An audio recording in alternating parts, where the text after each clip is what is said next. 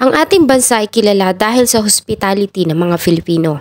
Habang lumilipas ang taon ay isa ang ating bansa sa mga lugar na pinupuntahan ng mga veterans, lalo na ang mga Amerikano. Mas pinipili nilang dito na mamalagi sa kanilang pagtanda at dito na din nakakapag-asawa. Noon lamang nakalipas na mga linggo ay isang balita ang mabilis na kumalat sa social media at naging laman ng usapan. Ito ay ang nangyaring pagpatay ng isang US veteran sa kinakasama nitong Filipina sa Bacoor, Cavite. Natagpuan ang naaagnas na nitong katawan sa loob ng isang drum sa kanilang tinitirahan noong May 9 sa taong kasalukuyan. Hayaan niyo pong isalaysay ko ang naging kamatayan ng kababayan nating si Mila Luslos sa kamay ng isa na namang dayuhan. Ito ay bilang pagtugon sa kahilingan ng isa sa ating mga viewer. Bago ko po simulan ang ating story, sa mga bago po sa channel ko, please hit the subscribe button at pakipindot na rin po ang ating notification bell para ma-notify kayo sa mga bago nating upload na videos. Nakabalot ng garbage bag, duct tape at nakasilid sa isang blue na drum. At nasa decomposition period na ang katawan ng 48 years old na Filipina na kinilalang si Mila Luslos nang matagpuan ng mga otoridad ng Cavite noong hapon ng May 9, 2023. Ayon sa pahayag ng Chief of Police ng Bacoor, Cavite na si Lieutenant Colonel Ruther Sakilayan, ay lumapit sa kanila ang 21 years old na binatang anak ng biktima na si Nino J na nagmula pa sa kanilang tinitirhan sa Las Piñas City. Humingi ito ng tulong dahil sa ilang araw nang hindi nito makontak ang ina. Huli niya umano itong makausap noon pang May 5. Ayon dito ay may kinakasama itong isang US citizen, kaya naman ay pinayuhan nila ito na magtungo sa tinitirhan ng ina at ka-live-in partner nito para magtanong.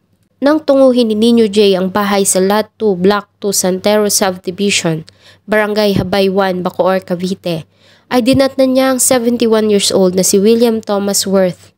Nang tanungin niya ang dayuhan tungkol sa kinaroroonan ng ina, ay sinabi nito na wala siyang idea kung saan ito nagpunta. Ngunit isang bagay ang nakaagaw ng pansin ng binata. Dahil nang pumasok siya sa loob ng bahay, ay sinalubong siya ng masangsang na amoy na nagmumula sa loob. Kaya naman ay kinabahan siya na maaaring may masamang nangyari sa ina. Kaya naman ay muli siyang bumalik sa tanggapan ng kapulisan at nireport ang pangyayari. Nagtungo ang team ng Bacoor Police sa bahay na tinuro ni Nino J para pa din magtanong sa maaaring kinaroroonan ng ina nito na ilang araw nang nawawala.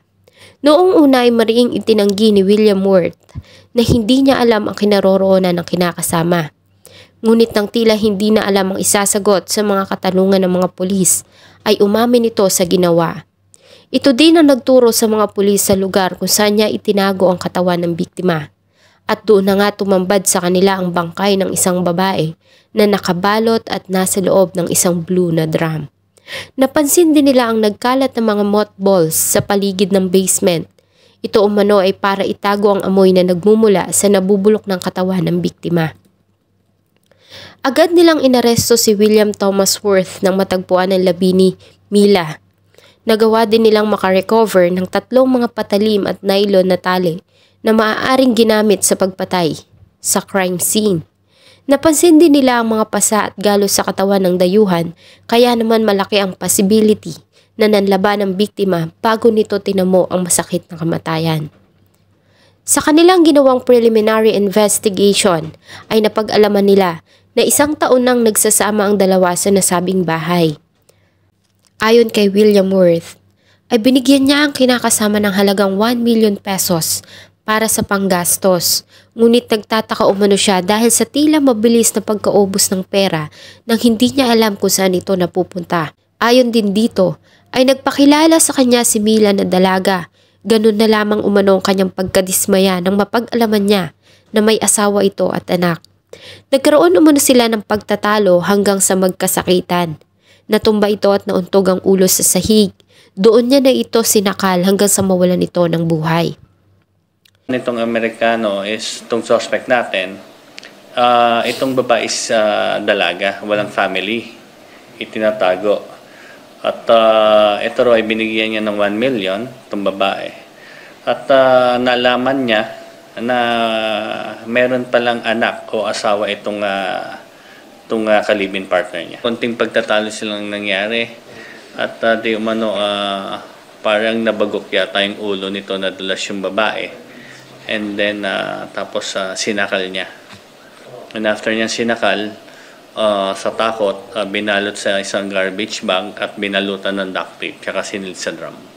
Gayunpaman ay kailangan pa rin isailalim ang biktima sa autopsy procedure para malaman kung ano nga ba ang dahilan ng kamatayan nito.